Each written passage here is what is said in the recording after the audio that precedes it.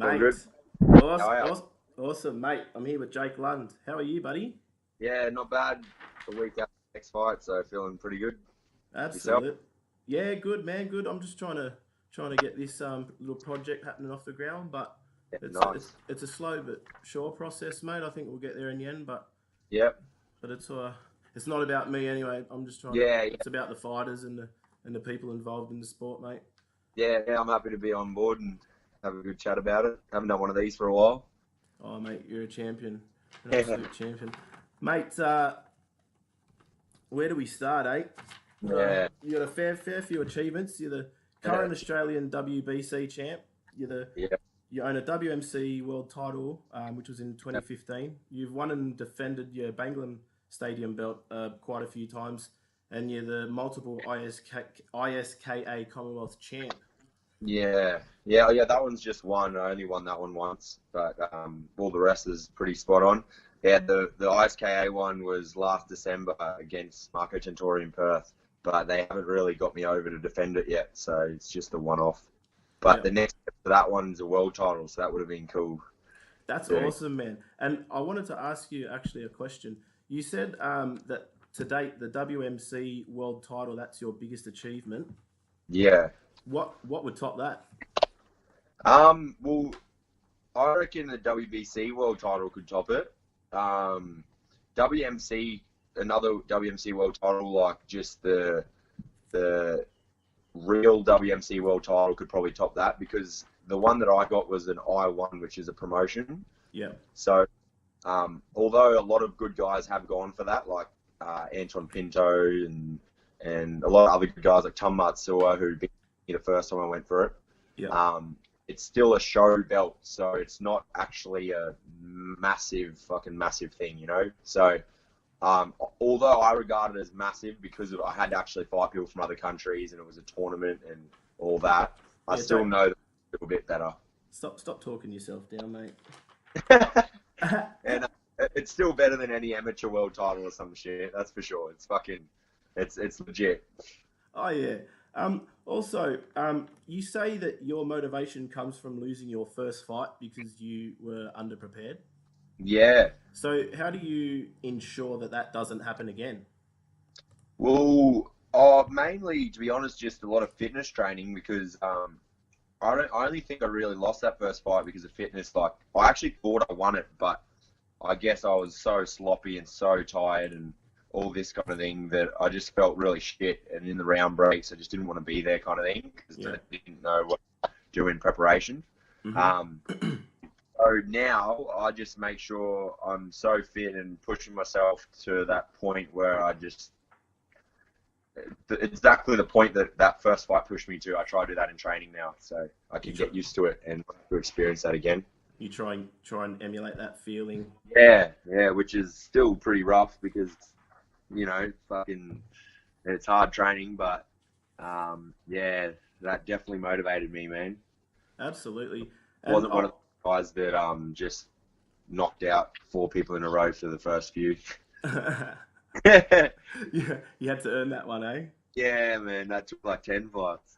Yeah. um, Yeah, Mate, speaking of, you've taken some big scalps in the sport already, like some names such as Marco Tentori, Igor Daniels, Tiraponga. That's who you won your world title. Milad Fazard and also Dave Leduc. Um, yeah. Actually, speaking of Dave Leduc, mate, Hmm. can you tell me when did you fight him? Because I've Yeah, looked for that video everywhere yeah.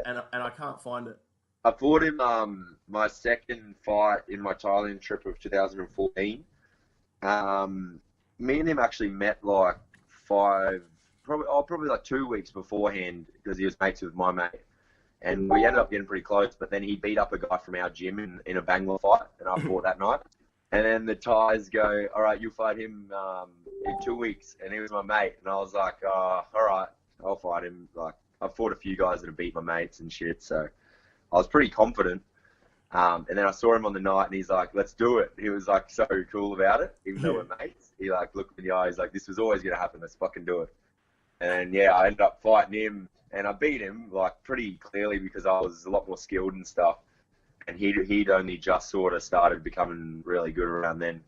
Um, and ever since then, yeah, he's fucking smashed people. Eh? He's in that Lethway. I think he's the face of Lethway, which is fighting with headbutts and what else is there in there? Bare knuckle and stuff. So Yeah, bare knuckle.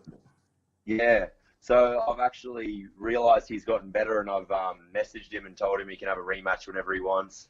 And he's actually acknowledged that and thought that's fucking pretty cool, I think. So yeah, I know that me and him could be a massive fight again one day because he's come a long way and I have as well. Yeah. And he's probably the toughest guys I've fought. And do you like sort of look at him, and now that he's doing so well in Lithway, and because that's a brutal sport as well. Maybe you could even say it's probably a little bit more brutal than tiny bit. And he's killing it, and you've already beaten him. Oh, I'm pretty happy about it. But I definitely remember him being a tough dude in the fight as well. So it doesn't surprise me how good he is. Nah, because I've watched a few of his fights. Like he's a tough cunt. Like, but he's got a real awkward style. Yeah, like it's awkward. It's not beautiful to watch, but he's yeah. awkward. He's awkward, and he just goes forward, and he's tough. Yeah, he roughens you up, and if you're fighting him, you know about it. But I found some holes in his game and definitely exploited those holes. So I'd hopefully be able to do that again if we fought. I'd be pretty confident. So. Hell yeah, man. And also, one of your other fights, man, that I massively enjoyed watching was when you fought Malad in Perth. Yep. From memory, was that a fight you took on short notice? Yeah. And who was he? Who was Malad originally meant to fight? He was meant to fight a Thai guy called Ekchanichai, I think. Oh, Ekchanichai. Yeah. Who's that? Is he any good or? Yeah, he's fought it from Cowsum. Toby's fought him, but he smashed him. Yeah. All right. Because also another thing that I found, or that I found a little bit, I don't know what the word is I'm looking for. I was astounded. Looking at that fight, I thought I heard the announcer say that you come in a kilo. I think you come in at 83 and Malad come in at 82.1. But looking at that, when I was looking at these two, he looked massive. He was big, man. I definitely noticed he was a bit bigger than me, Abe. I'd only fought 2 weeks earlier against Eli Madigan, and then I had 2 weeks off, and I'd been drinking heaps and stuff like that. And then I took the fight on the Thursday night, and the fight was the Friday night. And they called me on Thursday night when I was at the gym, and I'd just hit the bag for the first time since my fight with Eli. And I knew it was a good opportunity because I really respected Malad, and I still do. And I just thought, well, I haven't had time to stew on it. I'm not nervous or anything. I got nothing to lose, so I just did it. But yeah, I didn't have to weigh in. Yeah. So I weighed in, and when I got there, and I was 83, but he weighed in at 82 just after I think he'd cut weight, so he would have ended up heavier on the night. I'm pretty sure. Oh, okay. Because he did look bigger than me, eh? Oh, mate, he looked. But I mean, I was watching that, and you could tell you were a little bit taken aback in the start of that first round. But by the end of that first round, you sort of sussed him out, and then that second round, man, you just landed that right straight whenever you felt like it. Was it you commentating? No. Oh, it sounds like you. But yeah, the commentator kept yelling straight right again. He was going crazy. Man, but it was pretty hard at the start, the feeling out process, because I didn't know where I was at. But yeah, I got my confidence up pretty quick. And because Malad, when he stands in front of you, he looks like he has quite a commanding presence. Yeah, he does. Actually. It's like, look at me, I'm the boss. I'm going to dictate how this fight goes. But and he started to dictate it, but by the end of that first round, beginning of the second, you found his rhythm and picked him apart. He clearly didn't work with me for when I landed that punch on his chin.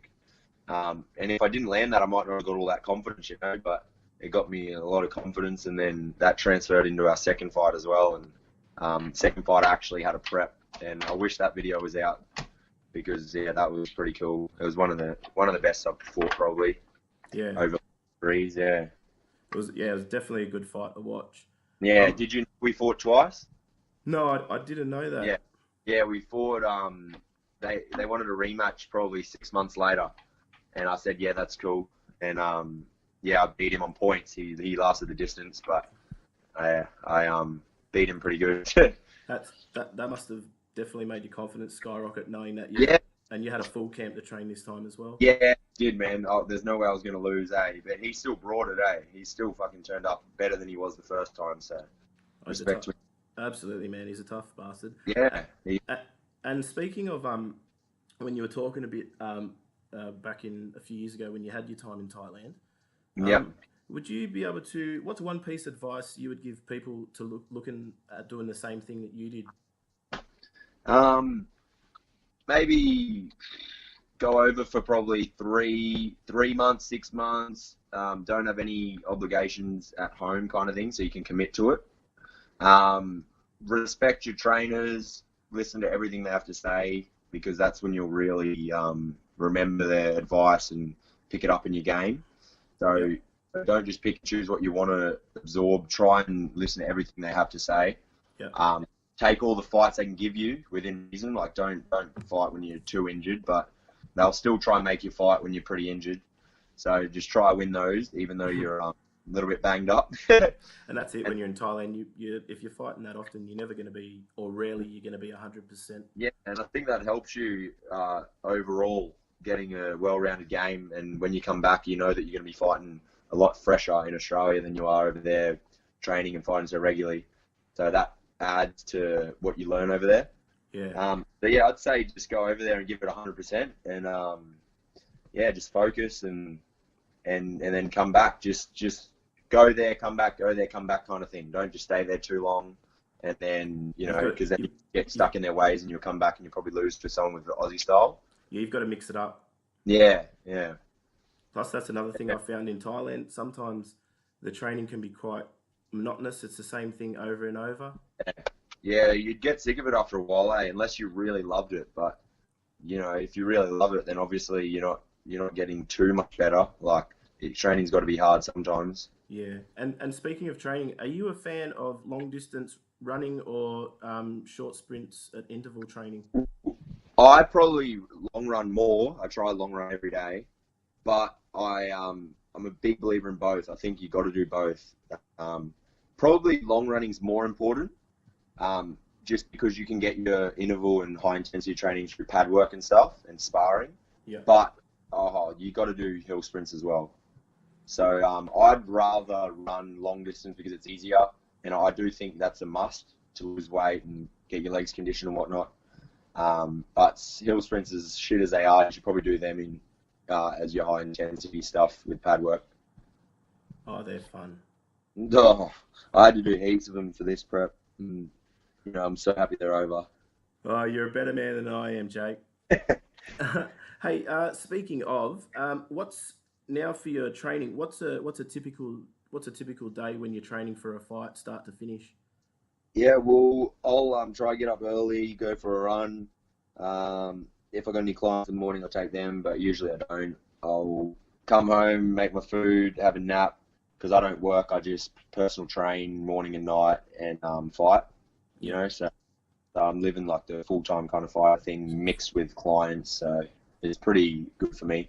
Anyways, I'll have that nap, then I'll go straight back to the gym. I'll go for another run. Then I'll do shadow pad work with Nick Trask. So similar to a Thai style kind of session, just a bit faster. Yep. Then I'll just do a couple of extra things and some conditioning to get my body right and sit-ups and whatnot. And then I have to take clients at the night time to get that money for me to keep going. And then I'll just repeat that. Some days will be sparring, like on a middle of the week, Wednesday I'll spar instead of all the pad work and that. And one day a week is all right to do CrossFit instead, and then Saturday sparring again. But those 3 or 4 main days will just be like a Thai style day. Yep. Okay. Yeah. So, speaking of sparring, you said you do your sparring elsewhere. Which gyms do you spar in, and who do you spar with there to help you with fight prep? I like to spar John Wayne Parr and Ben Johnson. Ben Johnson's been coming over to my gym a bit lately. He's a good person to spar. He's pretty big, and me and him are fighting on the same show. And yeah, I used to go to Boonshoe quite a bit on a Saturday to spar Wayne because he was fighting as well. So whoever's really active out of them two and having a fight coming up the same sort of time as me, I'll stick with them kind of thing. Yeah. Because you both want to be fit and you can fucking motivate each other. Yeah, and you sort of both, if you're both training and for a fight, you help each other, you pull each other up. Whereas if you're sparring people that aren't really Yeah, prepping for a fight, they don't have as much to train for, yeah, therefore you're not going to get as much out of sparring them. yeah, exactly, man. And it's a bit of a mental thing too. You want to know you're doing well against someone that's on their A game as well, eh? Yeah, mate. Yeah. If you don't, Speaking of fights, you've got a big fight coming up this weekend. Can you tell us about that? yeah. October 28th, Mansfield Tavern in Brisbane. I'm fighting for a WBC international title against Blood Diamond from New Zealand. Yeah, he's I think the New Zealand champion, King of the Ring champion. I think he's a kickboxer, but I'm sure he wants to come over and make a name for himself. So I've prepared pretty hard for him. Yeah, I've seen it. I haven't seen a lot. I've seen a couple. I've seen him. He fought this year. I think last month or the month before in the 68 King of the Ring. I wasn't Yeah, sure how. I can't remember how he went. yeah, I know a few years ago he won the 72 kilo King of the Man ring. yeah, yeah. He's won a few of the tournaments, eh? Yeah, he's also fought Fran Sanchez, another Yeah, fighter from Australia. yeah. Friend's my mate. I fought him last year. I think, or a year before last year as well. And he stopped Friends quicker than I did, kind of thing. So that's one of my reasons I'm not underestimating him, because he has done a few things better than I have. Like, but I sort of think I'm pretty quietly confident with this fight, Yep. without underestimating him. And He fought in Sydney about 4 weeks ago on a kickboxing tournament, and didn't get through to the final. So I sort of see exactly where he's at the moment. yeah, I haven't seen much of. Yeah, you're right. He is a kickboxer, and he does attack Yeah, from. He attacks from really, really weird and crazy angles. yeah, yeah. But So I planned a little bit around that, but not too much, eh? no, absolutely, mate. And look, I appreciate your time, so I won't keep you too much longer. I've just got a couple of quick No questions for worries. you, mate. Yeah, Uh, yeah. mate, if you could fight anybody, who would it be and why? Or should I say your dream matchup? Yeah. Well, the ties. I haven't fought many ties, so I wouldn't mind like getting on Tie Fight or Max and fighting like Sudsicorn, and I know Yod's retired now, so that's not really an option, and Sayok and that. But also around here, the people that are doing the best are probably like Toby Smith and Brad Riddell. Yep. I wouldn't mind fighting those guys. I think I'm ready for it. So yeah, that kind of caliber. I'm not really looking for any backward steps at the moment. I just want to go real hard at the moment. So Well, mate, the best would be good. well, mate, I reckon as a fan, you versus Toby would be an absolute cracker. Yeah, everyone's been saying it, eh? So hopefully it'll happen early next year, I reckon. Mate, let's well, from a fan's point of view, fingers crossed, touch wood. I'm touching the table Yeah, here. bro. I am too. Mate, who's the most technical fighter you fought? um, there's been a couple. Um, I reckon Tom Saw probably, because he really sticks to his game. Um, so probably Tom. He's a real slippery Thai stylist with a good clinch, and I think he drew me into his game a little bit. I respected him too much, so that's exactly what he does to people. So he must have implemented it on me. And Khan Diatta was pretty technical as well. He's from Toby's gym. I fought him on Rebellion, and Yeah, that's a real Thai stylist show. So yeah, I he saw that brought it. fight. Yeah, that was pretty technical, eh? Good fight, good fight. Yeah. Yeah, so probably those two. I haven't fought that many technical people because I'm out of that Thai weight range. Yeah, bit too heavy Yeah, now. yeah, a lot of them are under 70, eh? Who's the most aggressive fighter you fought?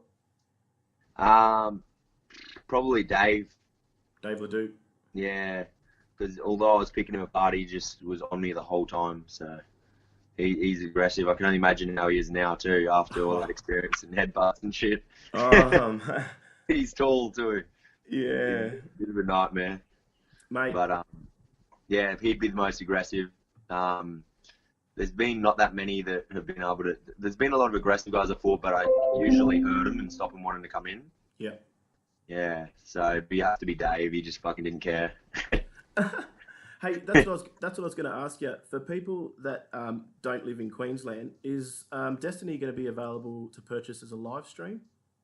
I'm sure it will be. I'm not 100% sure though. I'll have to check with Chris Johnson. I might comment on this when it's posted or whatnot, and give you the link.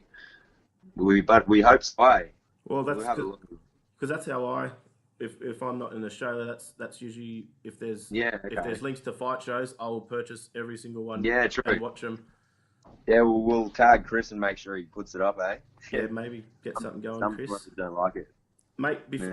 before I let you leave, is there anyone you wish to thank, sponsors? And if people want to get a hold of you or get in contact, how can that happen? Well, I've got my Facebook page there. You can feel free to give me an inbox to contact me, or my phone, but you have to inbox for that kind of thing. Also, I've got some good sponsors I'd like to thank. Elite Body Maintenance, Pet Dinners, For the Fighter are doing well, and CNS Mechanical mainly. They're really good to me. Mechanical workshop down at Browns Plains. Yeah. Other than that, not really. Just the hard out guys as well. Nick Trask and Kirsty from the gym for kind of keeping me under their wing and letting me do heaps around their gym and that. But yeah, and thanks you for interviewing me. It's the first one I've had in a while. No, man. Thank you for agreeing to let me have a chat with you, mate. Yeah, that's all good. So, mate, if I can do anything just to get people's names or help promote Muay Thai, Yeah, man. every little bit counts, mate. So, Yeah, cheers. It helps, eh? And thanks for I'll try to get that live stream sorted for you, eh? yeah, mate. No worries. And then yeah, we'll try and if that's going to happen, we'll spread it and share it and Yeah, cool. yeah, Sounds good to me. let's get it happening, mate. Thank you so much for your No time. worries. Eh? Yeah. Appreciate it. Well, yeah, thank you, and all the best with your next interviews. Thanks, mate. Take care. Awesome. Thanks, mate. Bye.